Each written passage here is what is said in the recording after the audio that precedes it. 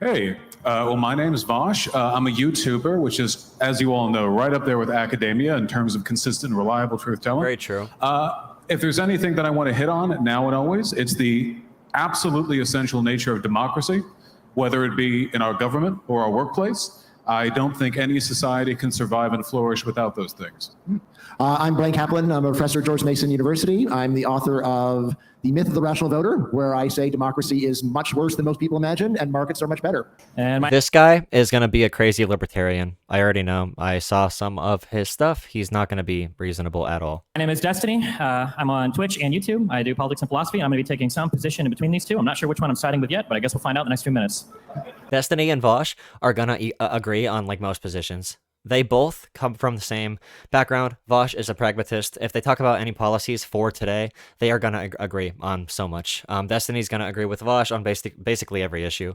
I know they want to pretend like they're super different. Well, Vaush wants to pretend like he's super different. But Vaush, a lot of his politics is pragmatism, and a lot of that comes from Destiny. But Vaush has a little bit of socialism sprinkled on top, and they have different styles of rhetoric and how they handle their personal and public personas, so they're going to agree on a lot. As many of you know, today is the 54th anniversary of the death of Che Guevara. So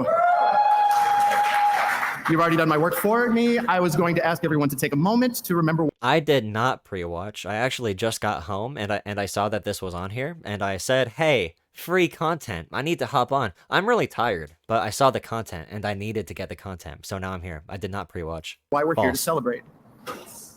Sorry. It's just I have a little bit of freedom, and some friends gave me some substances that I'm very happy that they gave me, a little natural stuff, don't worry. And, bro, I mean, I'm high right now. Dude, so cringe. Shut up. And the organizers of this event told me to drink. They're like, we already paid for the bar, so get yourself some drinks. So I had a few gin and tonics and hungover. Why would capitalism do this? Cringe. Anyway, nobody's laughing. I'm a libertarian. I advocate for libertarian solutions to make us more free and prosperous. I'd like to know from you, let's just go in order, I guess, or whenever you want to jump in. What policies do you think we need to be advocating for right now in our current system? What is good to take for a fever? Tylenol, ibuprofen, Advil, I don't know. That Tylenol have mostly. Chances of success, or that you're an advocate for, that you really think has chances of success or becoming popular in society to the point of being successful to defend liberty? Well, I think a big one, first of all, is we need to make third parties viable. We need to get rid of first. I don't buy into the idea that third parties being viable would help that much in our political process. We already have multiple parties within our big two parties. Even if like the Green Party was viable in like a couple states throughout the country, I don't think that would have a huge impact. That's not my, I mean, I support it. I support ranked choice and all that stuff, but it's not going to be anything revolutionary that changes too much. Pass the post voting, introduce some alternative, of which there are many. The founders of this country weren't even so sold on parties themselves, and now most Americans, the largest group of which are independents, more so than Democrats and Republicans, very often feel like they don't have a voice in the political system. I think we need to work on that. I think we need to work on better districting, because we know that gerrymandering has screwed to hell a good many of our districts, leading to disproportional electoral results between the general and the specific vote. And on an economic level, I think that we need to really, really work on making sure the wealthy, which I include myself, I think here, are paying a fair share. There are a lot of systems in this country that if break down will hurt everyone, including business owners. Trust me. Yo, Vaush Bezos. Nobody is going to benefit from infrastructure in this country going kaput. That is a universally bad thing. We need to find money to pay for that, whether we're taking it out of the military or drawing it further from our coffers. We need to find a way. The one argument for introducing more third parties right now, although it probably wouldn't work, is the hyper-partisan nature, and this is why it wouldn't work, by the way. The hyper-partisan nature of what's happening right now doesn't allow for anything to be done. Too much is done only on party lines. If there were more parties, hypothetically, there'd be more coalitions within government. But even in governments where there are coalitions, they come up to the same exact problems we have in America. We have an interesting system in America with all of our 50 states and how that interacts with the federal government, so I think the third-party thing is kind of dumb to focus on. Yeah, so normally I work on topics where I think it is quite politically hopeless, but someone needs to say it. So I have my book, Open Borders. So I think that is a very important policy to totally deregulate immigration. I'm working on another book on housing deregulation. We got to totally deregulate that. I have my book, The Case Against Education, on defunding public education. Now, in terms of policies that I favor that I think have a prayer, here's my number one such policy. Pause. rip every COVID law off the books today. Okay. Yeah. Deregulate and return to normalcy now. I don't know if it has majority support, but it's not crazy to think that it does. And if it happened, then I think that it would, after the fact, be supported because this is the kind of thing where people are just supporting whatever exists. I think there's a lot of like dream Abolish the government. That's my policy. I'm a libertarian. Abolish the government. That's my fix. I think it has majority of support. Abolish the government. policies that we could talk about. Green energy is a big one. Immigration reform is a big one. Some people like to talk about foreign policy. I think in terms of what's accessible right now in our current political landscape, the two biggest ones that I would like to see big improvements made to that I think are Yeah, you're right, Durka. So brave. He said it. So brave. politically feasible and possible would be a big healthcare reform and a big reform to education. True. If anybody in this country is sick or needs to get checkups or needs to do something to enable them to be a productive member of both the economy and society writ large, I think that it would be good for them to be able to do so without having to file medical bankruptcy or take on other massive debts to do so. And I think that if any student has the ability to succeed in a higher education environment, the cost for that should never be a prohibitive factor. Our workforce needs to become more educated so that they can compete on a global level. And we've seen more and more and more how much our economy is moving in that direction. And we've also seen large swaths of society This is getting so left much behind, better. which is This is so much better than Vaush. Oh my god. Vaush came in with like a Kyle Kalinske populist, weird, fringe, cringe, third party, whatever initiative. Destiny's coming in with pragmatic sock dem policies. Oh my goodness. Like, the difference is astounding here. that I hope we can change going forward. Destiny with the early lead. Okay.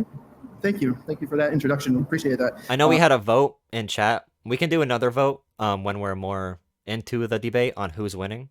We can do a debate vote halfway through and then at the very end to see what you guys think about who won the debate and who looked better between Vaush and Destiny. Right now, that opening statement, Destiny has the edge right now. I'd like to know, because this topic of this discussion is also equality and how that ties into democracy. And you were just mentioning gerrymandering and how it's difficult for some people to feel represented in government. I'd just like to know, do you feel that there are particular demographics that are underserved in our democracy as it is right now? Yeah, absolutely. The largest of which is the poor.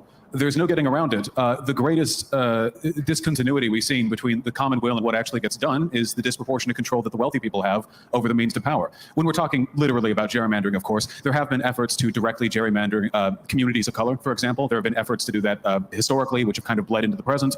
There are some districts which are very obviously an effort to get one more seat in. But as I understand it, gerrymandering is a universal issue.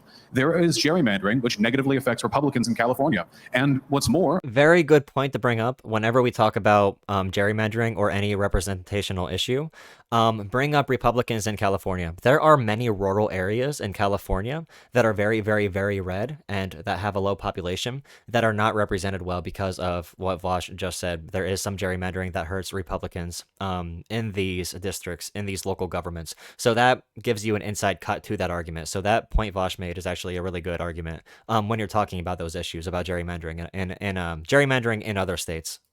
The Electoral College ensures that if you're one of the millions of alternative or red voters in California, your vote means nothing on a national level, at least. That is a form of, removal from political life. That is a kind of gerrymandering in a way. It's something that we need to work against if we want people to feel involved in the outcomes of this political community. Anybody else want to add to that? Sure. So if we're just going to talk about dream possibilities, foreigners are greatly underrepresented in our democracy. Would we have immigration restrictions if foreigners could vote? I don't think so. I would agree with Vaush for sure. I think poor people are underrepresented in more than just our democracy. They can be underrepresented in education. They can be underrepresented in access to, as I mentioned earlier, healthcare, job markets, ability to move to different states. What's up, Tom? And I think that we could probably do more to accelerate poor people's access to whatever they need to climb kind of the ladder of wealth. Okay, so I'm a participant, and I'm going to give my 2 cents on what I think is happening in adversely affecting particular demographics. When I look at the recent election in California, and a black man who went to Crenshaw High School is told that he's a black white supremacist, and then egged in public by a person wearing a gorilla suit, a white person wearing a gorilla suit, and there's absolutely no outrage about that. I have questions about who's directing the narrative in this country. I'm sure some of you have these questions in your head where it just doesn't seem right. So many things they can put out there and say, okay, this is going to start a riot. This is going to bring change. But when someone's actually trying to change things, they do things like that. They manipulate information. It makes democracy feel a little bit hopeless when the media is able to. Good take, Sasha. The moderator, I don't even care if they're going to be a dumb, high libertarian during this, but don't take so long. He's talking so slow right now. The audio is sped up, the video is sped up, and he still is going at a snail's pace. Control absolutely everything. So I'm wondering if you have any thoughts on that. Yeah, well, it'll come as no surprise to the audience that I wasn't the biggest fan of Larry Elder. He, as well as I imagine every political candidate given any mainstream attention, is going to be a fair recipient of disinformation. However, Who's the black guy next to Destiny? Are you kidding? Did you really just say that about the shadow? Is that what you're talking about? Are you really saying this about the shadow? Yeah, thank you for the insight. I think that the California voters' opposition to him was fairly earned. I think that many of his policies were bordering on ludicrous, and that he's unfit to serve as a governor of that state. Not to say that its current leadership is impeccable, mind you, only that when we look at disinformation and when we look at the unfair ways in which candidates are represented, we should feel outrage at that, but we should look past that as well and look at the fundamental things people are angry at. When it comes to Larry Elder, was he at times the victim of racism? I have no doubt. But I don't think the majority of the opposition he saw was a product of racial bias. I think it was his ideas. Big applause. So I will say that left-wing media bias seems to be especially egregious recently, although let me just take this time to say that news has always been terrible. Right? News is there to go and try to inflame people's emotions and to get people upset about events that are logically very minor, but are nevertheless very easy to show and get people to see what's going on. So my main thing is like, you should not... yeah, news needs to be inflammatory or like eye-grabbing in some sense, or nobody would watch it. Especially when they're competing over advertisers and for profit. Unless if you want state-run media, or not state-run media, but state-funded media, democratically operated.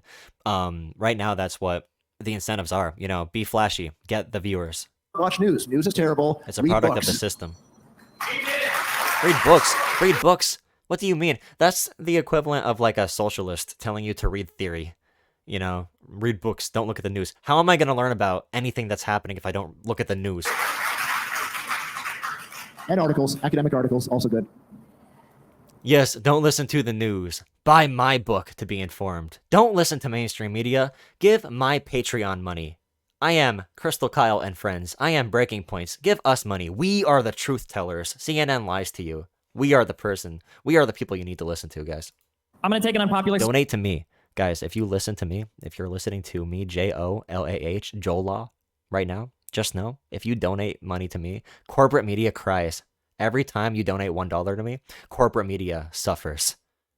If you want to stick a middle finger up the corporate media, give me all your money. Stance, I actually don't like the demonization of the media. I think the media shows us exactly what we want to see.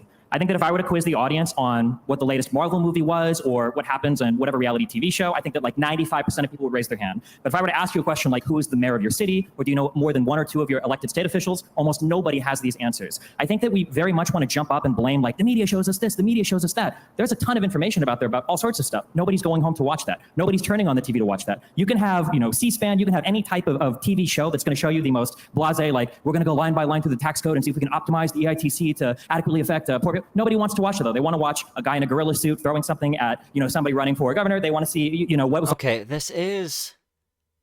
You're right. I do like this take that he just gave. News channels are following their incentive structure to get viewers to sell to advertisers by being flashy. Viewers want to see flashy stuff because viewers don't care about watching C-SPAN.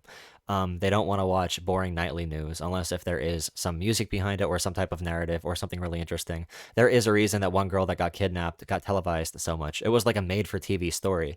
There are hundreds of kidnappings all across the country that don't make it on the news, but this one did for a reason because they could sell it. They could commodify it. But another thing to consider is infotainment is one of the big issues today. What is the difference between a journalist and infotainment? Between Tucker Carlson and between, I don't know, a guy who does actual news.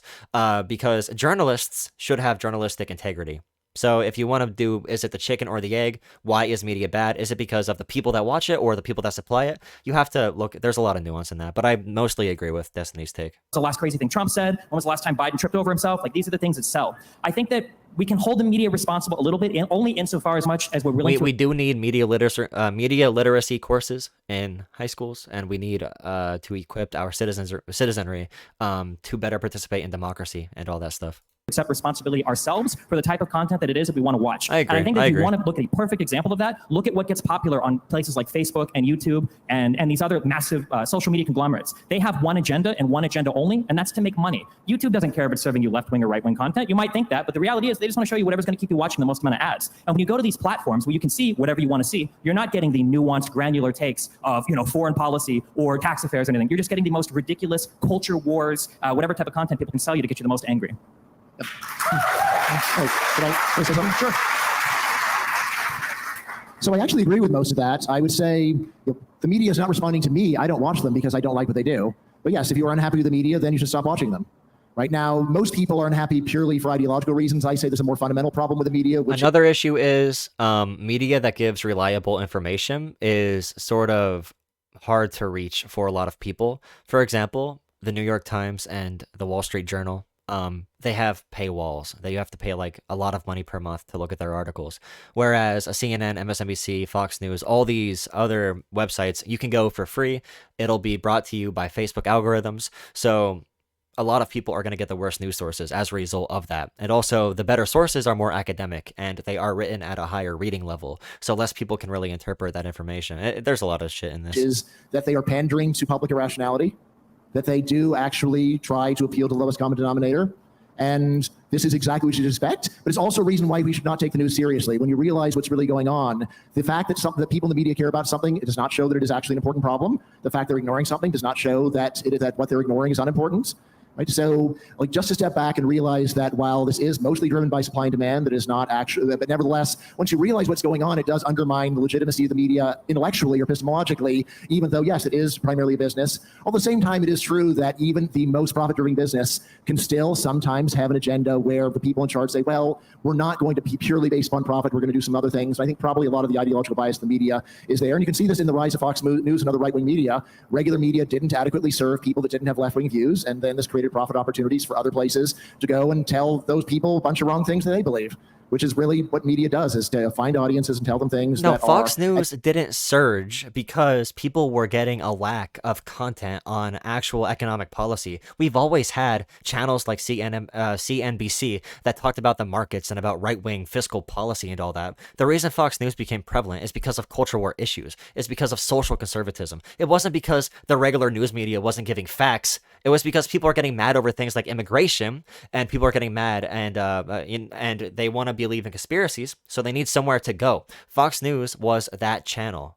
Fox News has become that channel. They used to be a source for like regular news information from a slanted right-wing perspective. But their big ratings boost, the reason Fox News is where they are today in ratings is because of the culture war. His point is so dumb. This guy's such an idiot. Oversimplified or probably just wrong.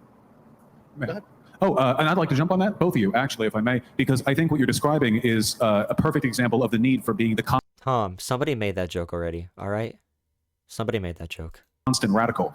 You folks in the audience, we care about politics, obviously, if you're here. Maybe this isn't how you live your lives, but for most Americans, politics is nothing more than a once in 4 years, 18-month WrestleMania match that concludes with 2 hours waiting in line outside of a ballot box. That's really about the limit. Now, that is not unique to America, but there are other countries that don't have that attitude. The idea of being a citizen, an active citizen, means a constant, ongoing, active process of engaging with your political system. And sometimes that does mean learning when to turn media off, and sometimes it means learning when to turn the right sources on. But nothing can get solved as long as we're sort of relegated to this very passive role. Thank you so much for $10. $10 super chat, second place prize. You should be the first place. You are first place. All right, thank you. Thank you. What up, Jolah? If you look at my community tab, you can see what I have been going through the past week. It's all right. We live in it. We getting through it. Look at the community tab and subscribe to my second channel, by the way. Of doing nothing more than voting once every 4 years and spending the rest of it whining that we're not getting the outcomes we look for. Yeah, so I disagree. There are no countries on earth that are much better than the United States in terms of public engagement. We have very good data on public knowledge in many different countries. There are a few countries in Europe that do a bit better than the US in terms of public knowledge, but mostly this is because their countries are small and the United States is big. So yes, Belgians are much more likely to know who the president of the United States is than Americans are to know who the prime minister of Belgium is. But that does not primarily reflect that Belgians are more aware. It's rather because Belgium is a small country with relatively little influence in the world, and the United States is a very large country with a lot of influence. So I'd say it is actually a general pattern in all known political systems that most people are apathetic and disinterested. if I may, it really depends on the metrics that you're using. For example, local community-oriented city planning is much more common in many Scandinavian countries. The idea that cities should be built to be usable by foot rather than by car, that there should be stuff within walking distance. A lot of these city designs were a product of people caring intimately about the political processes that would drive. I do want more centralized, or not central, the opposite of central. I do want more community building plans that makes more areas in America like what Vaush is describing, the European model where they don't drive cars as much, where they use more public transport, where they ride bikes as an actual means of transportation. I wish we had more areas in the US like that, but there's so many barriers to actually doing that. And a lot of it does rest with people's power in government. A lot of it rests with the fact that even if people did have power in government, in government more so, they wouldn't know how to do it. And the idea that we don't have power isn't that true. If a big part of the voter base demanded from their politicians, we want a Scandinavian style system here so we can have a more community driven model for how our community functions, that probably would work to an extent, but it's the growth of those it's cities. one of those issues. In America, we've kind of relegated to the car industry for a few decades, and we see what's that's done. I mean, if you've ever lived in LA and driven on the 405, you know what that's done. There are consequences to apathy in those respects. While it's certainly not a universal characteristic, I think being involved at the we need more roundabouts. Yeah, Durka. Okay. At least on a local level, it's much healthier than this constant abstract federal deference. How much does the federal government directly interfere with your lives? I imagine that if you take the city, county, state together, there might be a great deal more interference there, but people don't follow that stuff. They just follow the big WrestleMania match. I disagree that it's an every 4 years thing at this point, because they whipped us into such a tribal frenzy at this point that I feel like it's still every single day people are looking for their side of the political news. So I think it's a lot more systemic, and it's a problem that we're dealing with every single day now, instead of just the idiocracy of every presidential election. So I'm kind of concerned about that, because you have on the left side, they'll tell you a $3.5 trillion spending bill will cost $0. And then the very next week, they'll say, we're in debt, we need to print or stamp $1 trillion coin. And on the right, these people believe that Donald Trump is still sitting in the Oval Office and that Joe Biden is in some studio. So, I mean, it's extremely dangerous. I'm wondering what your thoughts are on the danger of consuming absolutely fake news, or just the way they just direct the conversation for their followers, and their followers just blindly go along with it. I think the problem is when it comes to our information economy in the United States, it is truly the most capitalistic in its rawest, purest nature. Of the most popular content will sift to the top generally, and unfortunately, as I said earlier, what that tends to be is the most sensationalist reading of any situation possible. Again, nobody wants to hear about a nuanced or granular take on any particular policy. They want to hear how many children died in Afghanistan under Biden, or they want to hear how many drone strikes there were under Trump, or they want to hear their particular pet issue and how upset they can be about their thing. But I don't think at the end of the day anybody is actually trying to go online and engage in meaningful political discourse to actually further the political power that they should be seeking if they actually cared about these levels on a political level and not on like a political hobbyist level. I mean, we can go back to multiple protests. You can look at, unfortunately, BLM, whose causes I'm highly sympathetic to. How many people that were part of this movement are looking to the federal government for guidance on an issue where the federal government has very little, if any, input, because a lot of this is going to be determined at the city level. You're a police chief, you're a mayor. These are the people that are going to be making the calls on your levels for policing, but everybody wants to have a national conversation. Nobody wants to get involved at the local level. And I think that when you have social media companies that are getting paid money to serve you content that serves into this kind of rabid frenzy of caring about these very hot button culture war issues, at the end of the day, there's just not really much space for somebody to come and give a well thought out Shut down the social media algorithms. They are evil. Take that shows you both sides of things and then shows you how you can push your issue a little bit farther. It's just going to be whoever's screaming loudest in the most entertaining fashion. True. Yeah, I agree with almost How do we all fix of it, though? I want to hear some solutions. They are describing a lot, but what do they prescribe for us to do to fix this situation? Because this is probably the most pressing issue in our democracy. Right now in Pennsylvania, Republican lawmakers are pushing for a bill that it forces teachers to post their entire lesson plan and every detail about it on the internet, and not just to post on the internet so parents can read about it. I personally know teachers who are teaching correct historical fact, and now mobs of parents are coming in to attack them because their Republican representative sent them in, and they have no other education about these issues. They just want to get mad over stuff. So now teachers are being attacked by like mob justice. So making sure people understand what reality is and controlling the disinformation in media is one of our biggest issues. But I don't really know what are the solutions for this? What is going to protect us from, some type of tyranny of the minority happening in America because half of our country is susceptible to any conspiracy theory they see on Facebook. And I'd say possibly the main difference is I don't think it's ever going to be different, nor is it plausible to think that it ever could be different. The thing about politics is it brings out the worst in people. It brings out the worst in people because people have an opinion, which while it matters at the level of society, if you have social policies are a function of what is popular in society, and yet for the purpose of one individual, you have actually basically no effect. This is the central thesis of my book, The Myth of the Rational Voter, which that in democracy, even very smart people turn off their rationality and become extremely emotional. The way that I really like to explain the contrast is just listening to someone talk about politics, making a bunch of hyperbolic claims, and then you say, very good, let us bet. Let us bet. Let us put $100 on this. Let us have an unambiguous statement, which can be determined later to be true or false, and see what happens. And I have done this a lot. So betting is one of my big hobbies. I'm currently at 22 wins out of 22 bets resolved. Right? Many people accuse me of deliberately finding the most what's the right word? Deliberately finding suckers in order to bet them.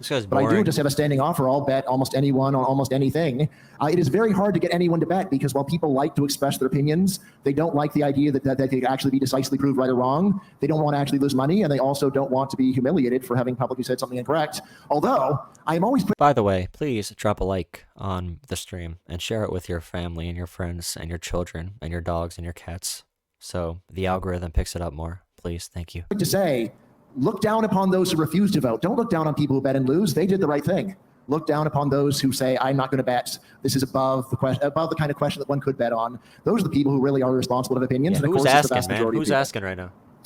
Yeah, I bet a Republican that Biden would win in November, and I'm still waiting on them to bring it back. No, I agree though. I think you need to maybe not literally put your money where your mouth is, but figuratively at least. People say the most spurious stuff with no... Wait, this is a Destiny take. They are ripping right now, isn't it? Because Destiny always said, don't listen to anybody who isn't willing to put money on their takes. And that was Destiny's big thing about like Mike from PA and all the people with the election. If you really are so confident enough to say this to 100,000 people with your YouTube and your stream, if you are so confident in this take that you are willing to tell this to people, you should be confident enough to put money on it. That was Destiny's direct take. Are they stealing this from him? Is Vaush going to reiterate that? Or am I missing a point? Are they doing something else? Accountability. And this goes all the way up to media. And I agree. Infotainment is great at getting people to listen to you, but it will always prioritize sensationalism. And to that extent, there are really only two solutions. You make better media or you make better people. If you want to talk about better people, we need to talk about media literacy in classes. Now, for me at least, I think this would be a fairly worthwhile endeavor. With poor media literacy, you're really on your own ideologically once you're out there. I'm not talking about state indoctrination, just basic understanding of graphs and statistics, an ability to fact check, stuff like that. Most Americans can't do that stuff, you know? It's not because they're dumb, it's because that's not a lesson anyone ever taught. I think that would go a long way, at the very least in the long term, towards addressing some of this. When it comes to making better media, though, I admit, it seems like with the laws that we have concerning free speech and the way our media acts, sensationalism will always rise to the top. Now, you see differences in how much sensationalism is preferred in different media groups. So obviously, there are ways of differentiating between different populations. But in terms of fixing the whole problem across the board, I feel like you might have to go a little bit more radical than just addressing media. You might have to address the underlying incentives that guide media. We've seen some experience with this. The BBC, for example, which I don't like, is state-funded, not state-run, state-funded. So they don't need to worry about getting more advertiser dollars, at least. Vaush is going over some points that I made earlier already about media, people being able to interpret media, and also state-funded media to take the profit incentive out of it. On the way our local media corporations do. Okay, since Vaush is saying the stuff I said a little bit earlier, I'm going to go get my phone charger really quick. I'll be right back. Other problems. This is one of the biggest challenges we need to go into the future facing. So any perspectives from any side of the aisle are much appreciated. I would actually chime in real quick. Sorry to sound like such a downer, but I actually don't think media literacy is the problem at all. I think plenty of people can be totally media literate. I think the problem is it's a level of interest. And so if you don't know my background, I argue with a lot of people on the internet. We scream at each other. Very rarely we'll have a good conversation. And over and over and over again, I've run into people who care or seem to care a lot about these particular issues. And when I push them for even 2 seconds on it, I find out that they haven't read past the headline of an article, or they haven't read past, the 180 characters of a tweet. It's not really that hard to read an article. Something that I find is if you're willing to read a full article, it can even be a Fox News article, it can be a CNN article, if you just read the 5 minutes that it takes to do it, you're already more informed than 99% of people online having that conversation.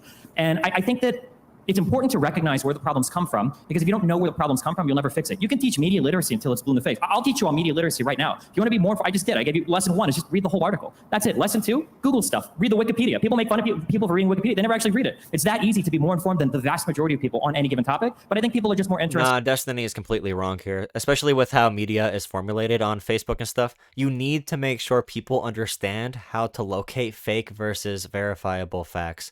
Fake news versus whatever, because one big thing about the disinformation on Facebook is that this disinformation is not just presented as information. There is an entire art, there is a science, there is psychology to this. There is a way they craft their disinformation, and they make it so sensational and so emotional provoking that people are so drawn by it by other means than logic. The most irrational parts of their brains are seized upon, are preyed upon. So people need to be taught to reject those first instincts. Whether it's a lefty, a socialist, a Democrat reacting too quick to a police cam video, or if it's a Republican watching a video on, why vaccines are dangerous. These are emotionally charged things. You don't just say to somebody, read the whole article. Destiny's missing the point here. In treating it as like a sports game or sports team or a hobby thing. You get online, you just scream at people. And when the problem is that, no amount of media literacy is ever going to fix that problem. Oh, go ahead. Yeah. I've never actually defended public education in public as far as what about deep fakes? Deep fakes are going to be so realistic in a couple years that you're not going to be able to tell they're deep fakes. Like right now, the deep fake generators you can get on freaking Flash websites are so easy, or like regular websites. They're so easy to make. They're not great yet, but they're going to be great within like a year or two and easily accessible. can recall, but I think public schools teach you how to read graphs. Teach about this stuff. I've happened to me a bunch of times. I think it's a normal experience. It's much more of what Destiny is saying, that people are disinterested. They don't try. Right? So, while it is easy to say that people are being denied opportunities to learn, it's more of people don't take omnipresent opportunities to teach themselves. It's really not that hard, but it's the people who are apathetic and disinterested. And and at the same time, when they are not apathetic, they are so emotional that their desire to learn is very little. They want to learn a few talking points. I remember actually several times I've talked with my dad and I've shown him something I've written. He says, well, that doesn't look like anything I'd agree with. It's like, well, you only read things you agree with? Like, how do you think you're going to learn anything if you only read things you agree with? I just wish do your own research didn't mean like, here's the top 15 memes I saved on my Facebook page about this like highly complicated issue. This guy. It's actually the top 15 live streams you appreciate. Okay, yes, do your own research shouldn't mean that, but you don't get to that point of do your own research if you already understand how to interpret fake versus real news. Thank you. So I just want to say, I guess as the like Kyrie Irving. Does anybody know about Kyrie Irving right now? The NBA player that refuses to get vaccinated. He has a huge ego complex. He thinks he found the secret to the vaccine. He found all the major conspiracies. Look up Kyrie Irving and what he said about the vaccine. He's been liking Instagram posts. So this is an NBA player. And he's getting pressure from all across the country, basically, because in New York, you can't play inside if you aren't vaccinated. And his team is in New York, so he would have to miss half the season. One of the reasons Kyrie doesn't want to get vaccinated is he was liking Instagram posts that claim vaccines are a plot to download black people to a supercomputer. Literally, that's one of the conspiracies this guy believes. Here. We can't let them, we can't we can't let people get to that point. We need to get them young. We need to make sure kids are being taught this stuff. There's a lot of unexplored room for pragmatic learning in our schools. Now, it's true. I do have a bit of a negative opinion on most people's propensity to engage in depth with political information, but we can never just shrug our shoulders and say that, can we? I mean, any public policy which begins and ends with saying, people are dumb, it's not a real good... Dude, even logical fallacies. If you're in high school, my experience, maybe somebody else had a different one with an elective, but the only required moment we had where we needed to learn about like logical fallacies was in my 7th grade reading class. After my 7th grade reading class, I never had anything else to do with media or logical fallacies. Like, we didn't focus on that enough. The real world implications of literature and how media works. Like, I don't know if you guys had a different experience in the core curriculum. If you took any elective, I don't count that. I mean, in courses everybody needs to take, but... Game changer. There are things we could do. It's true that we do teach basic statistics in schools, but not very applicable. All right, usually Vaush, in the abstract. I want solutions. Vaush, save me. Give me solutions. I really need help. Please, Vaush. A, X, and Y. We get colored triangles on graphs, but a way of relating this, perhaps. A sociological course teaching us about the ways in which certain types of language tie into different political movements or what we can look towards when we want to deal with certain issues. Take crime in America. How many people's solution to crime in America is, well, maybe people's culture should just be less crimey? Like, there are public officials that say this. It's your job to write policy, and that's what they come up with. Well, thank you. You're paid very well for that. And the pundits who spill it, I mean, they're paid even better. No, we have to, even if it's a desperate hope, try to find ways to better acclimate the citizen to making good political decisions. It makes them freer, too, because being trapped by your own... Education was a major point, but do you not count fixing education in general as a systemic issue? Because if you look at it systemically, how that system is affecting millions of individuals is a systemic issue at that point. You know, I don't know what you mean by individual. I'm not focusing only on like one individual person. This is an entire body of people, and you have to think in schools, you interact with your peers as well. You get a lot of information from your peers and your social groups and who you like in media. So everybody being taught a little bit about this goes a long way. We aren't focusing on one individual. We're focusing how the entire herd of humanity grows with these thinking patterns. That's why I think education needs a more broad approach on this topic. Ignorance is the worst kind of enslavement. So I want to talk I think addressing misinfo and disinfo is definitely the number one issue. But if we have a list of policies we can possibly get done, then I would take anything, really. Internet censorship for a second, because Destiny, you mentioned that people just consume online the things that they're sympathetic with or the things that they want to find online. And I don't necessarily say that that's true. Hello, I'm camping. The fact that I'm reviewing this recent debate is content you will watch. I will keep that in mind. Thank you for coming on here and watching. Because there is what please drop a like, please. Some of us refer to as the blue checkmark army, where they're the ones who are allowed to give an opinion, and algorithms will do absolutely nothing for you if you're trying to break through with a differing opinion from what most of the blue checkmarks say. So I run a page called Liberty Memes, and yeah, you mentioned, oh, well, let me show you the memes on my phone. I find that that's a way to get people in to become active in something by seeing something they believe in. The biggest problem that I have with algorithms is I can't get a message. I can't get somebody to read anything either. And that's actually why I make memes, because you can't get somebody to read a whole dissertation on something or even an article that's only... In chat, what is your guys' take on political hobbyism? I want to hear some opinions on this. Political hobbyism. Do you think it has a negative connotation or a good connotation? Because in my opinion, if you can make politics a community event that can seem fun, that can seem team building, that can seem bonding, that can seem like a movement, and people come and show up, and maybe they're not super invested in politics, but they generally support the movement.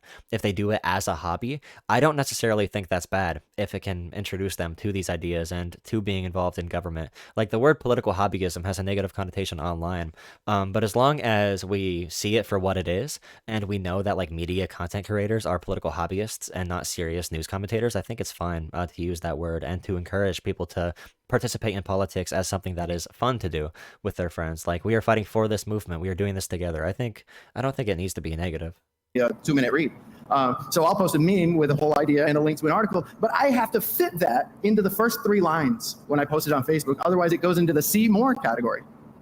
And nobody clicks see more. Nobody clicks on that. So we actually have enough people in the liberty movement or whatever movement you're in or whatever social movement you want to be involved in to promote your ideals on social media by clicking on that content. But you don't do it because we're all seeing what we're being fed in our news feeds. We're clicking on Chinese cooking videos instead of finding the pages of stuff that we agree with to help their message get through. So I don't think that everybody has the ability to bust through the algorithm like people who are speaking topics that are on the index card of allowable thought.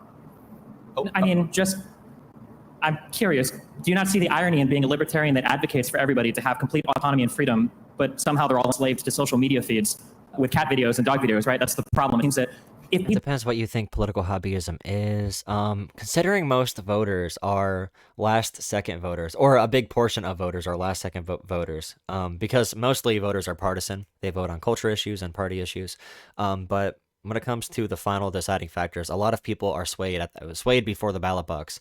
Think about how many people you know and how many people I know that unironically get their entire political ideology from like Joe Rogan jokes and Ben Shapiro jokes and Steven Crowder. I feel like that's a form of hobbyism. TPUSA is pretty effective. I feel like that can be considered hobbyism. Yeah, I don't know. People wanted to find Political hobbyists are like news junkies. So you think a hobbyist is if you're like obsessed with it? What is it if you're like casually into politics then? What are we gonna call that? If you're just casually, if you show up for a couple events and you care about the issue a little bit, are you just like I don't know. content out there that didn't serve any of the main two political parties or any of the more mainstream political conversation. It's out there. You can find more on the internet today. I'm 32 than you ever could. When I was a kid and your sister was arguing with you over something, you had to break out the Encyclopedia Britannica to answer any of the questions. You can find the information to any question in the world today on the internet, but people don't want it.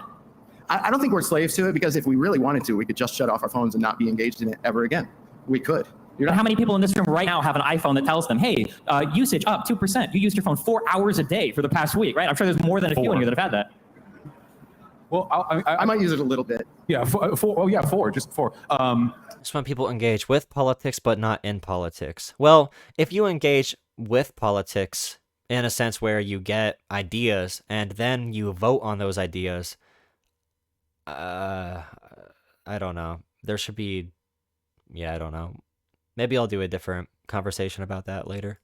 Yeah, with regards to this, I mean, this is fundamentally a problem of free market economics. Social media is run as a ground down to the nose attention economy in which only the most... Yeah, is it about personalities? Are you just doing it for like, I'm going to own the liberals or I'm going to own the conservatives? Or do you do it because I care about these issues? I guess you can do it on that line too. How do we define political hobbyism? I'm going to think about that. Ruthlessly efficient deliverers of information and entertainment can survive. The only alternatives to this, again, functionally, are either better consumers, a difficult prospect, or some kind of regulation, whether that be governmental through terms of service agreements or something else. But this is ultimately one of the big problems that very left-leaning people have with this type of economic driver, which is that there are externalities. We have maximized the thing we're prioritizing, which is watch time. But we've left other things to the side. Reliability, trustworthiness, or if nothing else, sure you the drink ability water. to properly diversify the content you consume. I've heard convincing arguments that one thing we might want to do, even though it would be hell for advertisers, is get rid of social media feed algorithms just forcing you down a given path if you've decided you like a given set of things. You know? Yes, dude, Vaush, my take is going everywhere now. I said this like a year ago. I wrote an entire paper on this. Finally, people are catching up to the idea that the algorithms need to be shut down because the profit motive from Facebook, they're allowing that crazy algorithm to cause so much damage, and they refuse to shut it down in any way because they'll lose money. Finally, people are talking about this. Finally, bro. Oh my God, I've said this for so long. This is a very modern phenomenon. When you're on TikTok, Twitter, whatever, you cultivate your feed, and after that, you are locked in. I feel like and that's the without main deliberate policy effort, it's hard issue, to break. because if you want to get into free speech arguments, and you want to be very careful about limiting free speech, you don't want to ban people from platforms, then how about you don't make Ben Shapiro and his videos the top 10 things on YouTube or the top 10 viewed things on Facebook? Don't lead the algorithm. Don't lead people down these paths. Break out. In real life, like with the internet, Disinformation has always existed, but the new algorithms and internet, that's all new shit that we got to deal with. you are Yeah, I know, the Facebook whistleblower. She stole my idea. She saw my video and she stole it. She's not even a real Facebook whistleblower. She got it from me. locked in, and without deliberate effort, it's hard to break out. In real life, like with the internet, you couldn't do that unless you were in a cult, right? I mean, the way in which you communicated with the world was diversified by nature of it not being digital. Oh, and my PR manager called. They said to clarify that being ignorant is not actually the worst form of enslavement. Just to clarify. Anyway, I don't really have any solutions to this, I guess, outside of more deliberate, drastic action. Okay, so Yeah, deliberate so in strategy- terms of externalities, I don't see the externalities so much as just people are bad and want bad stuff. Right? So it's the same as with many other markets where the market's working just fine, satisfying consumer demand. And it is not the case that the consumers are actually doing much to anyone other than themselves in terms of the media they're consuming. Bad political decision-making leads to bad political leaders. If you allow me to finish. So now here's the thing. Now you may step back and say, yes, this is really messing up the politics of the country. I will say that the politics of the country does seem quite bad to me, but in terms of what social media is doing to it, I mean, in a way, it's more of just revealing the way that things always were, even more clearly than before. One of the main differences that you see between now and when I was a kid is when I was a kid, there was so few, the technology didn't allow you to have so many choices, and so it appeared that the opinion was more unified than it really was. When you were a kid, Joe Rogan would be some high guy who just like sat in a garage somewhere and told a bunch of kids about conspiracy theories, he wouldn't be the #1 podcaster and #1 media figure on the entire planet. This is a different game, bro. And this is one of the worst parts about this too. A lot of the biggest podcasters, you want to play to the lowest common denominator. They are people who don't verify their facts, who talk about conspiracy theories, because people like to listen to that. They don't want to be challenged with new ideas and stuff that seems unpopular. They want to hear Joe Rogan talk about a bunch of weird conspiracy theories about Joe Biden and the Illuminati or whatever. And social media has now exposed that there are many weirder views out there than you previously would have realized. It's not. I hate but these people. The thing to do is step back and say, all right, given what the free market is giving us, what people actually want, what is the alternative? I say like the real agenda of regulation is to take one particular view and to turn it into the forcible orthodoxy that everyone is told. If you look at what has been going on in social media now, so far they're not regulated. They're just worried about getting regulated, and so they are trying to preemptively self-regulate in order to get some of the criticism off their backs. I'll say, as you can see, that almost all of the self-regulation is just about giving additional left-wing indoctrination to a broader audience. It isn't really about giving diversity or giving better views. It's about taking one of the many crummy views and trying to tell everyone that's the true view. I think for two things. One, the biggest problem with alternative media or social media-driven media today is not that it's exposing things. It's that it's created this epistemic divide between groups of people in terms of people don't even understand what's real anymore. I don't know. What is it like? Is it 50% of the Republican Party still thinks that Trump is the legitimate president? You have these people that believe... I don't want to hit on any COVID topics because I don't know how much of a hot button topic that is. You have all sorts of people that believe these things that are not just a matter of different opinions, that are not a matter of exposing like, oh, well, this is just how things are. It's a matter of people are just buying into complete and total fabricated fact. Alternative facts, I think, as the Trump administration might have called it once. And this is a problem that is, I believe, the largest problem in our country today. I think it is actually destroying our ability to have conversations. A really uncomfortable conversation you could have about January 6th, for instance.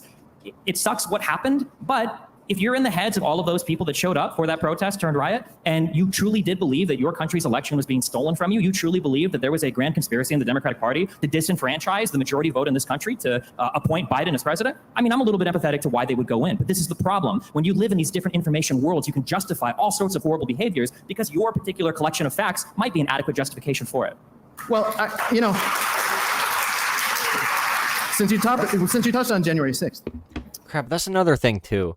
Even the most relatively intelligent people can be led to really conspiratorial thinking because of the information they have. You can be a very smart person. You can be a very good anything, but if you have bad fuel, if you have bad information, all of your intellect is going to create narratives upon narratives of how the world works. And then if you get an ego complex about the narratives you created about the world with the faulty information that was given to you by like social media or whatever, then it's hard to shake that, and you see it as an existential threat when anybody tells you you're wrong. I actually had a high school health teacher, health class where they teach you about safe sex and alcohol and drugs and all that stuff, how to be healthy.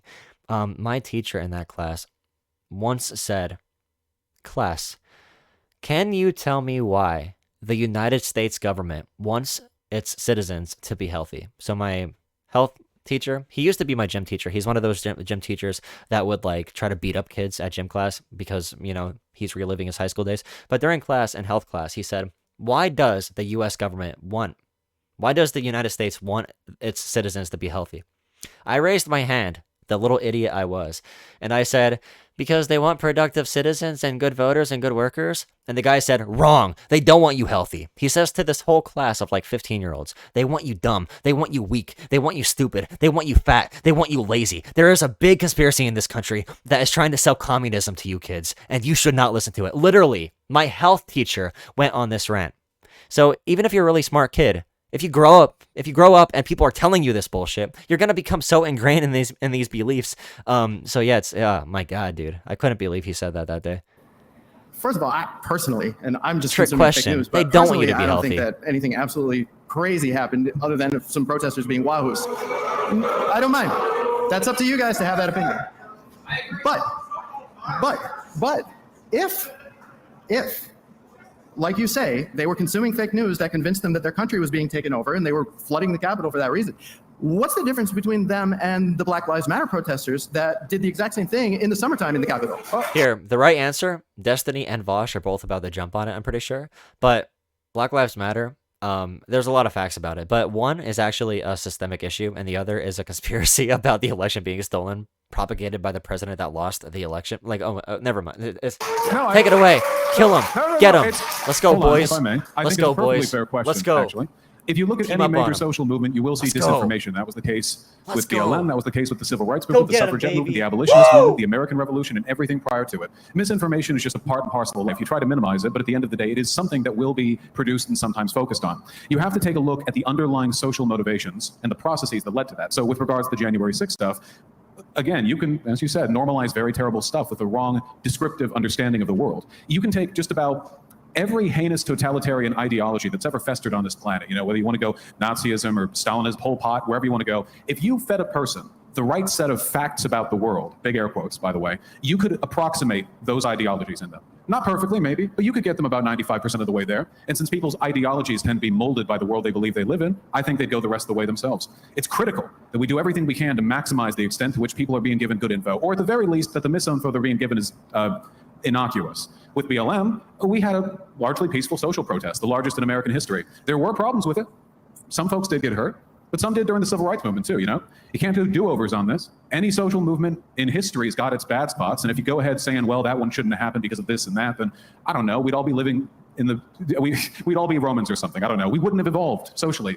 I'm very cautious when we say stuff like media is giving people the narratives they want. What's the issue? Because if you asked a Roman what they would have wanted, what would they have said? I don't know, bloodier gladiator fights? A horse-drawn carriage master back in the 1800s. They would have wanted better horses, healthier horses, I'd like to actually get to Professor Kaplan in a second. Oh, sure. Okay, anything else? Okay, go ahead. Yeah. Whenever I hear these discussions, I'm always thinking, so what do you imagine regulation is going to do? Right? You can say, well, regulation is going to get rid of the misinformation. Misinformation according to who? According, as far as I can tell, to the left-wing side. So what we're going to see is that side will get to say that their view, which combines some true things with a lot of misinformation, is the official view. In terms of what good you even think it would accomplish, what do you think that all people who are not left-wing are going to think when they see that social media is full of content warnings against any view that is that is not liked by left-wing people? It just undermines the credibility of it, and I don't think it does. Unclear. That face when vaccine data is considered a left-wing view. Isn't that awesome when there's a warning label about disinformation on social media and it's like vaccines do not kill people and that is considered a left-wing view? Like, oh my goodness. That does anything or maybe actually makes the conspiratorial thinking even worse to say even the social media companies are part of this. One thing that I've noticed that Please drop a like on the stream. We have 39 likes, 68 viewers, 69 viewers. Please drop a like. Get it to 40. Please. Thank you. the last year or two is how many right-wing people say, look, I just don't trust anything on social media. They're against us. And this is just for moving very moderately in the direction of having some content warnings. If there were actual regulation where they really were stripping out anything deemed misinformation by left-wing orthodoxy, I think this is going to give you probably a worse situation than we got now. I wholesale reject the, I hear this, the libertarian argument so much is, I'm going to present to you like what we have now, and then I'm going to say that the only alternative is the most authoritarian, crack the whip. There's a team of blue check marks breathing down the neck of every 17-year-old person that just read Atlas Shrugged looking to ban them off of social media. I don't think that this is the case where it has to go. I think that there are places that there are things that we can do to encourage a little bit more media literacy, encourage a little bit more media responsibility. So for example, I think on Twitter, something as dumb as when you go to retweet an article, it'll say, hey, have you read this first? Now, might not be popular, but maybe that could expand into a little like capture quiz. Like, hey, you're about to retweet this article. Do you have any idea what, are we allowed to cuss here? Oh yeah, that'd be a good idea. Do you know when you have to sign up for like a new website and it makes you read the terms and agreements, the conditions, whatever? You have to. Sometimes they want to make sure you actually went through the entire terms and conditions, so it doesn't let you click that you actually read them until you scroll down the entire page. Maybe they could do something like that for articles on all these sites. Destiny has a good point there. If you click on an article, or something like that, like you have to read all the way down the article. You have to scroll to the bottom before you can share it or like retweet it. Are we allowed to say? You're right. They did not address the January 6th BLM comparison. I wish they would have. I want to hear their arguments on that. Bad words here? Say whatever you want. Yeah, you're about to retweet an article and it asks you, right? Shit.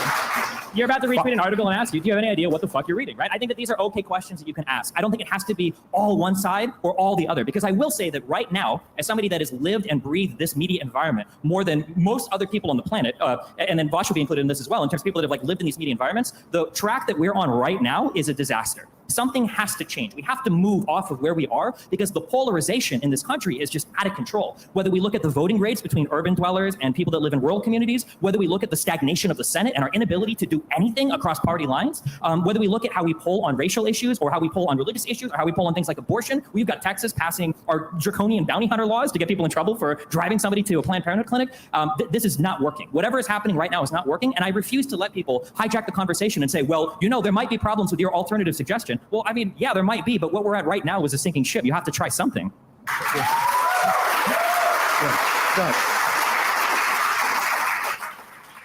I think Destiny and Vaush are both doing really good here. But I think Destiny's rhetorical style and his approach to everything is more cutting. It's more poignant. It's more pointed at like, I don't know. I just think it hits a lot better. It's more effective, at least for these topics.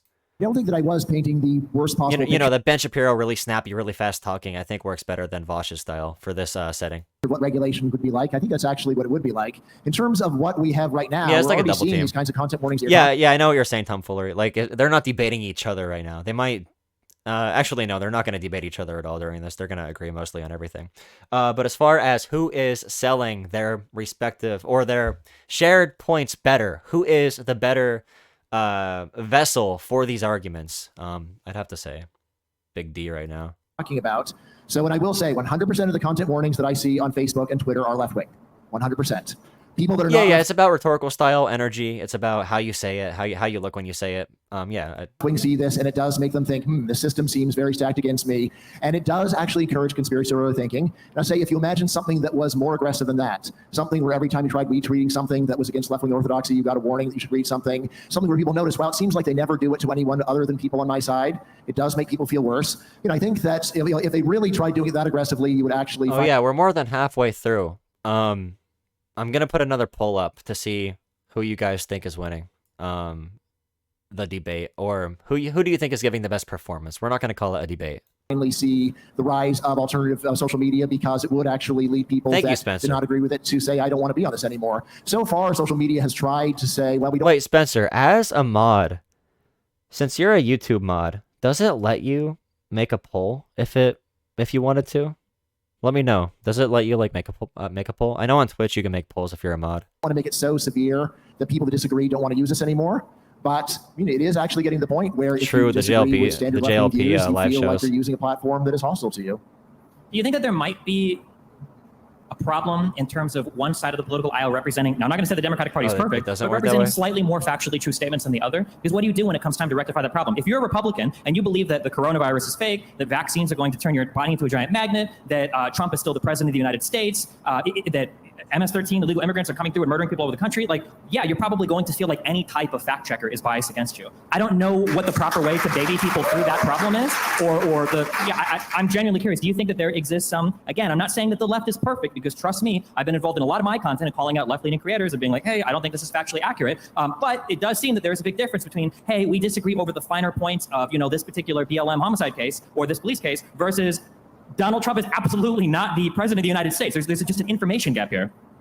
I'd like to know, though, how do you determine the difference between real news and fake news? And you get to a point where, for example, and again, I'm coming from the right wing, and I'm actually referring to what CNN reports. Now, I've been involved in the Cuban Liberty Movement for decades. And I know in general what the Cuban exile community is looking for and what the community in Cuba who was just protesting in July was protesting for. And that's a brutal communist dictatorship over the last 62 years that uses their people as a farm so that they can have largesse. Now, at that point, it's devolved into state capitalism. You're not allowed to call it communism. But the point is, when I was watching CNN this summer, they told us that the protests in Cuba were because they didn't have vaccines. And that is not what the protests were about at all in any sense. So when you see things like that and they're in Kabul and they say, they're mostly chanting death to America, but they seem very friendly. Or when they go to a burning city and say that it's a mostly peaceful protest, you start to wonder, where do I find news that I can rely on? So you'll start. Okay, so I think I understand what people meant at the beginning of this when they said this moderator is a secret debate opponent. He came in really lackadaisical, really like, bro, I'm high right now. I'm so free. I feel so high. By the way, the poll's up if you want to vote on who's doing better, Vaush or Destiny. There's a poll up right now on YouTube. 4 votes so far, all for Destiny. So this guy's going to come really hard with these right-wing arguments, right? And by the way, they said a lack of vaccines is one of the factors.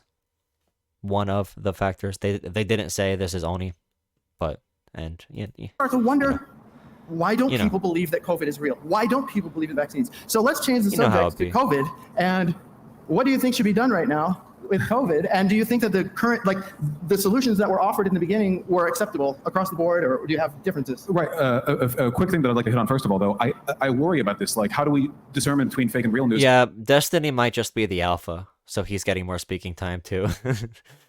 I mean, if we're gonna talk about real world problems and policies, I'd probably pick Big D. Because I think it's really rather easy. When it came to the protests in Cuba, a lot of that was the Cuban government's poor handling of the coronavirus pandemic, their inability for a live show. It's hard, bro. Okay, I'm gonna let this play for a few minutes. I'm gonna get a drink. I'll be right back. I worry about this. Like, how do we discern between fake and real news? Because I think it's really rather easy. When it came to the protests in Cuba, a lot of that was the Cuban government's poor handling of the coronavirus pandemic, their inability to quickly respond to the growing need for, among other things, vaccines. With Kabul, if you take a look at polling across many countries in the Middle East, the population is not actually that antagonistic to the United States. Their governments tend to be, and we focus on the protests where they're shouting death to America. I'm sure if you look in America, you can find protests of people shouting death to America. It's a sentiment that is held in places. But we need to look past the narrative that's being driven, try to draw out a greater truth based on what we think is most or least harmful. There will always be misinformation, but what worsens the world to the greatest extent? Now, speaking to COVID and misinformation, which worsens the world considerably, I believe this is fully consistent with any libertarian principle, by the way, was very much in favor of not only what we had now, but lockdowns early on.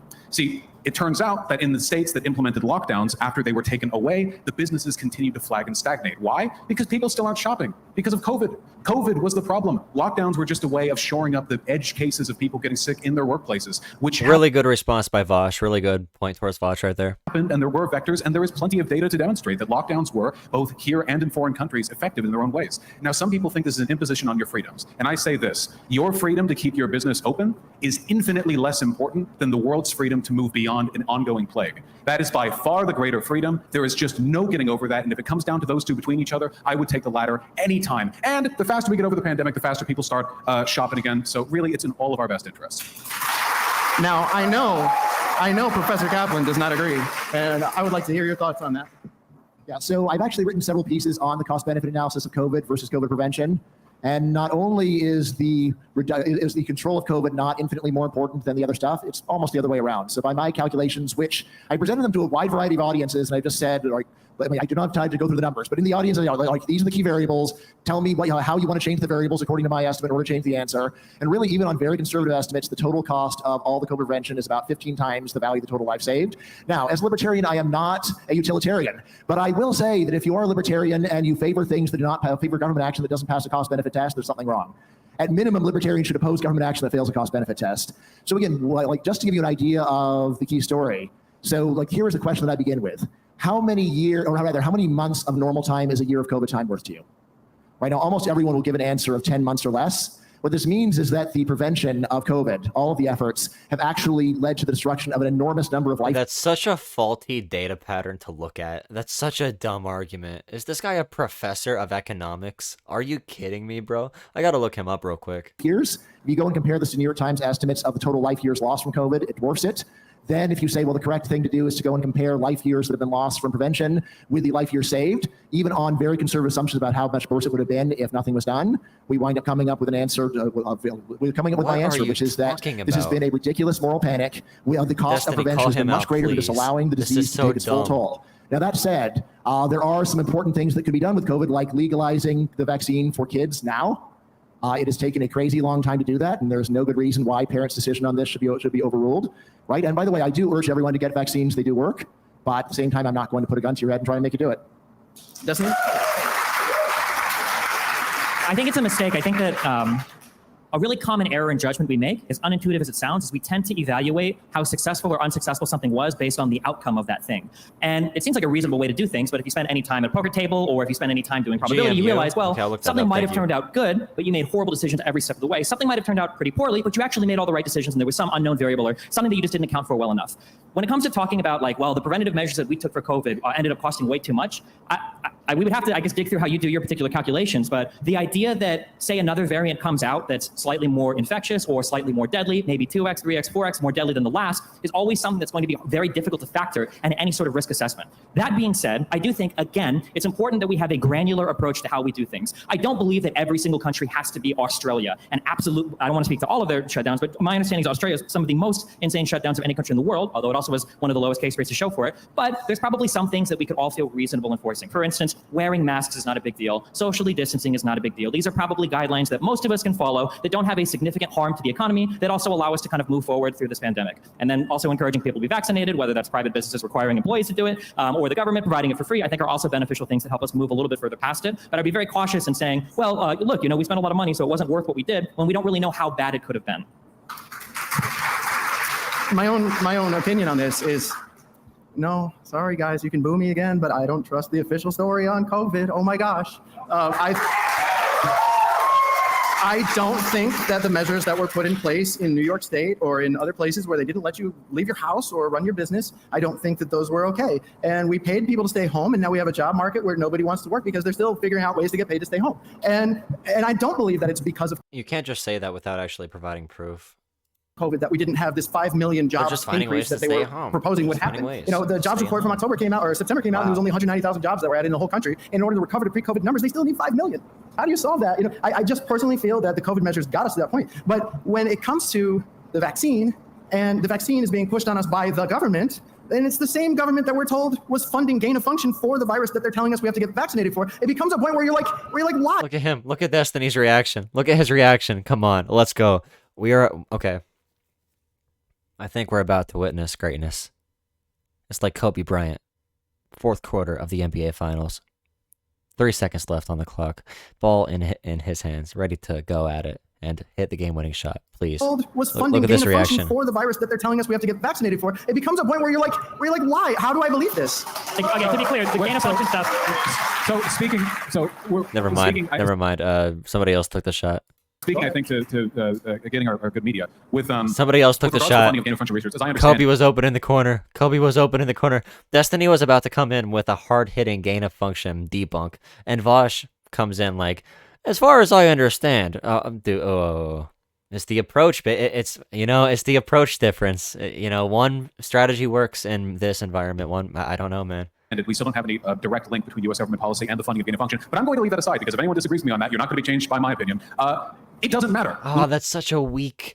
I was ready for such a big moment, but Vaush had to take it, and he didn't even do anything with it. Vaush, come on, dude. Let Destiny work. Come on, bro. Oh, I was excited, bro. I was so pumped. I was so excited. When we talk about domestic COVID policy, these are actually two entirely separate things. Destiny's disappointed too. He knows. Destiny knows he was about to have a moment. He was about to go hardcore parkour all on his ass. And guess what? Vaush has to come in. Listen here, chat. I'm going to tell you that I don't really understand gain of function. And anything I say, if you believe that conspiracy, your mind won't be changed. But anyway, like, oh my God, Vaush. All right. -10 points for Vaush. Even if you were deadline on track on getting Fauci to a human war tribunal or something, that has nothing to do with the ways in which we could effectively, and yeah, we should ignore the sideline issue, because to me, we're dealing with, 750,000 dead in this country? When we come up on the Civil War death toll, it'll be the most deadly event in all of American history, which is insane. We got the vaccines pretty near first, what with us being America, and when you take a look at the rate of vaccinations, at first we skyrocketed. People like me got vaccinated, but now we have flagged behind other countries, European countries. You want to be outdone by Europe? They're now 10, 15, 20 percentage points higher than us in the vaccine. And why? They're also capitalist. Their media should be feeding them the exact same disinfo our media feeds them, shouldn't it? If it truly is just a natural human condition issue, then this should be a ubiquitous issue. Weak argument. Weak approach. Bad rhetoric. No. Oh my God. Really painful. Oh my God. Vaush, please. Okay. I'm sad. I'm disappointed. Blue balls. All over. But it's not. There is something about this country, this festering and unhealthy attitude towards this condition, towards this problem. I'd like to get to Professor Kaplan again. We don't have a lot of time. Go ahead. So he brings it back to a point to say there's something wrong with this country. Like, I don't know, dude. It's not. You can reach the same conclusion in a much, much, much better way. Like, attack the points. Don't go to your own exterior. Instead of, that's the difference. Okay, so Here's a big difference in the rhetorical style and the overall style between Destiny and Vaush. Destiny was prepared to attack the points directly. Destiny was going to go in on the gain of function conspiracy claim. But Vaush is so used to preaching. He's very preachy, and he wants to establish his own narrative. So instead, Vaush brushes off the point this guy makes and pivots into his own narrative about, America inherently being worse at something. And that is the reason people are vaccinated less in this country versus European countries. And he made some weird point about they're capitalists too. Shouldn't their incentives be showing their people fake information? There needs to be something wrong with America. That is such a bad strategy for this content or for this debate, for anything. Attack the point. You can't attack that point on Destiny was ready to do it, but Vaush took it away from him. Oh my God, that's my biggest criticism yet today, because it shows so freaking clearly where the difference lies in both of their content and why I enjoy watching Destiny's more. Yeah, I guess this is a big moment for my realization of why I prefer one over the other right now, at least. Yeah, so Destiny is right. It is often hard to figure out whether or not you did a good thing. I disagree. You could do everything right and things work out badly. And maybe I'm wrong. However, this is a case where we actually have very strong reason, in fact, definitive reasons to know that we did not actually try. This is the first time I've seen this. Very hard to get to the right answer because there was a technique that could have been used very early on. I did not see and that this is voluntary before. human experimentation. Voluntary human experimentation would have cut the time in order to find out whether vaccines worked down from 6 months to 1 month. Voluntary human experimentation could have been used to find out how deadly diseases were. Voluntary human experimentation could have been used to find out how well masks work, and so on. And yet, no country on earth did it. And why not? Well, it's a great question, but they're both it great. definitely has a lot to do with the great aversion to paying people to do things that are useful. We did the Tuskegee experiment, so but this is an issue. All right, but this is an issue. The reason I think it's an issue. The reason I think it's an issue. I have is heard that from the human subjects people at my university to explain why it is that I need to get the permission to ask people questions. All right, the fact that one time, decades ago, there was a horrible thing which was a crime under the law of the land at the time, and is a reason to say that someone cannot voluntarily go and be part of an experiment. My favorability of Destiny is predicated upon the idea that I can ignore all of his cringy 13-year-old gamer boy, edgy idiot BS. I think he's very talented, and I said it before, I think he can be one of the best or the greatest at what he does, but he holds himself back. But I guess, it's a chaotic good. Maybe it's not a big deal in the white community, but in the black community, it's a very big deal. Most African Americans at the time. Most African Americans feel was illegal to infect someone slavery. with a disease without their consent at the time. Well, you guys are supposed to get the same time. But most African Americans who are hesitant to get the vaccine or are speaking out against it are saying this because they have an example in their community of a time when the government did testing on them. There are people who are paranoid because there's a lot of insane stuff that goes on. So that's my. Or Jenny McCarthy. A lot more people have heard of her and her crazy stuff than any of this history.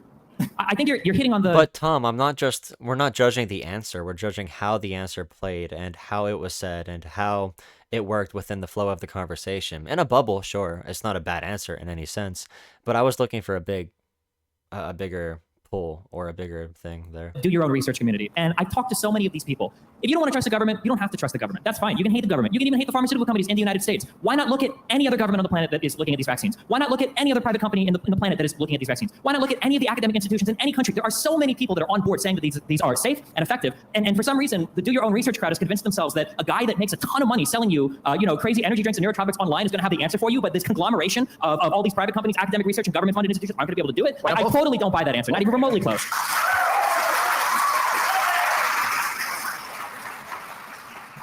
Well, I just want to say that, continuing on from that, I don't know why anyone has an issue with corporations saying you got to be vaccinated to work there. Especially from libertarian communities, right? Why have the government force business owners to not decide who they'd like to freely associate with? In this case, it's being done for good. We've had drug tests in this country for decades, and that's done nothing but disenfranchise folks for nothing. I don't know if anyone ever smoked weed and couldn't do their job because of it, as long as they were sober by the time they got to work.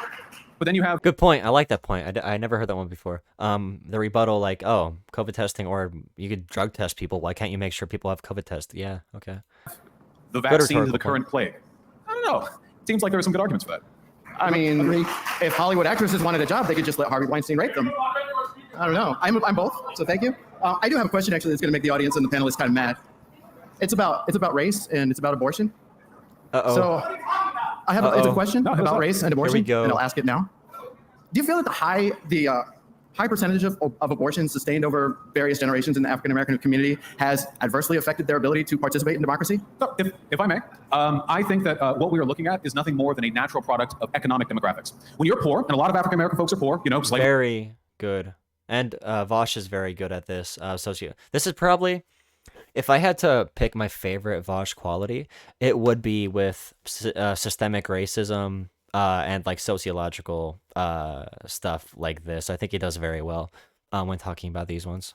Jim Crow, a lot of baggage there. That's when I actually found Vaush, was on his debunks of like Ben Shapiro's debunk of that one video about systemic racism, and his description of that was it was really good. And also that one viral TikTok of Vaush with actual Justice Warrior, when Vaush explains the problem of over policing. That's what really got me on Vaush's team to start off with, or like, it made me a consistent viewer of him. When you're poor, your ability to take care of a child is severely stunted. Not only that, but your perceived ability. I've known a lot of poor to-be parents who are really anxious about their ability to take care of a kid. Can't fault them for that either. Not to mention education. I know that a lot of folks think it's real easy, but in reality, stuff like proper family planning is positively correlated the better education you have, and that correlates with your level of income. What we're looking at right now is nothing more than a product of long-standing demographic trends, and if we want to address it, the best way to do it is to address the underlying problem, which is to fix racial income inequality, to make sure we all have free, fair, and equal education. I think that if you do that, pretty much every meaningful disparity between racial groups in this country would disappear.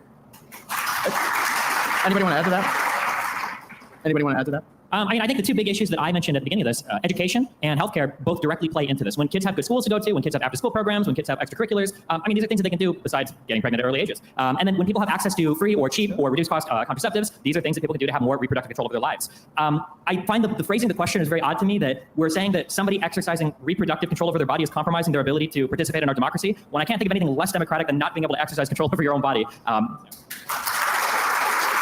I'm just saying that it's a lot of babies that could have been voters. That's all. It's also a lot of babies that could have been born into single-parent households. It's a lot of children that could have grown up that have gone cycling through the criminal justice system. It's a lot of I don't think that you can force people to have children. Well, at least that's not where we're at in the United States if somebody doesn't want to. Again, as Vaush said, if you want to reduce the abortion rate or of any given community, then reduce the accidental loops pregnancy rate. And whether that's with free or easy access to contraception, or whether that's through better education or job opportunities or whatever, these are all things that we know reduce the rate of people getting pregnant. So I actually personally advocate for voluntary solutions to things instead of getting the government involved. So I'm not here saying, okay, make abortion illegal and throw everybody in jail. I'm not saying that. But there is an organization that I know of that has a voluntary solution to this, and it's called Let Them Live. And what they do is they go and they find girls who have an abortion scheduled, and they ask them, what are the mitigating factors? What are the reasons that you need to do this? And they help them overcome it. And they choose to have their children. So, there are some genuine organizations that do this from a religious motivation, where they do want to go in and they do genuinely hate abortions, and they're like, hey, we will give you support to have a child if you feel that you can't have it for whatever reason. But most of the time, it's a political thing. It's going to be funded by organizations that want to use it for political means. So they'll use like one story of them providing like access to healthcare and childcare to one woman who was going to have an abortion. Now she's not going to have an abortion. Now she's religious, and now they could use her as a political prop. Most organizations doing this are predatory. Although some, I assume, are good people. Market solutions to this. So I just don't know. Having someone up to the point to where they deliver the child and then you kick them out and say good luck. I don't think that's the best. Unless you're seriously telling me that this is an organization that is going to support a mother for the 18 years that it requires to take a child from infant to adult. No, because that's the welfare state. We just want to help them get on their feet and overcome these obstacles. And people do, like, they'll pay for their entire college education because their whole. Hey, maybe after we do universal pre-K, universal childcare, a $20,000 tax credit for children. College education isn't the problem. The problem is the 18 years before you go to college. But there's people who go to college. No, I run a memes page. So this is the best you're going to get. No, I just want. Well, with regards to that, I just want to say that I think that while it is very possible that you could go up to an expectant mother and give them some arguments that might convince them to stay away from an abortion clinic, I don't necessarily know if you're meaningfully changing any of the systemic problems that led them to that decision in the first place. That's a pretty emotionally heavy situation. There's a stereotype about Democrats being flippant with it. You know what I mean? In and out like a drive-through. But no, for everyone, it's a pretty serious thing. And if we really want to address this, look, no matter where you're at, we're all trending towards replacement level population growth. Every developed country is going to cycle back to around 2.3 kids per family, because that just seems to be the way developed countries factor factor in. And when we look at racial disparities in this country, I think that we need to look at them not as issues of personal responsibility or moral affront, but rather as evidence of centuries-old biases that we haven't meaningfully corrected for yet. We see this too with crime. Why do you think there is such a strong relationship between poverty and crime? You know, it's not like poor folks just get born with a crime gene or whatever. There are conditions that you're born out into, and a lot of those correlate to not being able to properly take to a child after they're born. Like you pointed out, you know, proper daycare, keep them off the streets. That's a huge thing, especially in neighborhoods with a lot of bad influences. But all of this gets complicated with this moralistic lens, you know, post hoc. It's well, why didn't you just have the kid? You know, well, that wouldn't have solved any of these issues, really. It would have solved the issue some folks have, but not the issue these families are having, which is that their communities are rotted out due to poor government planning, due to businesses leaving, due to white flight in some of the POC communities. And we can fix those problems, and we can do it in a way that's good for the market too. So we only have about 5 minutes left, and I'd like to give each of you his views are weird, but as a moderator, he's not too bad, to be honest. Like, he's giving everybody a chance to speak and everything. He's running a really good show. So actually, the moderator's not bad. minute or so to say anything that you feel has been left out of this conversation or something you wanted to say to anybody as we wrap up.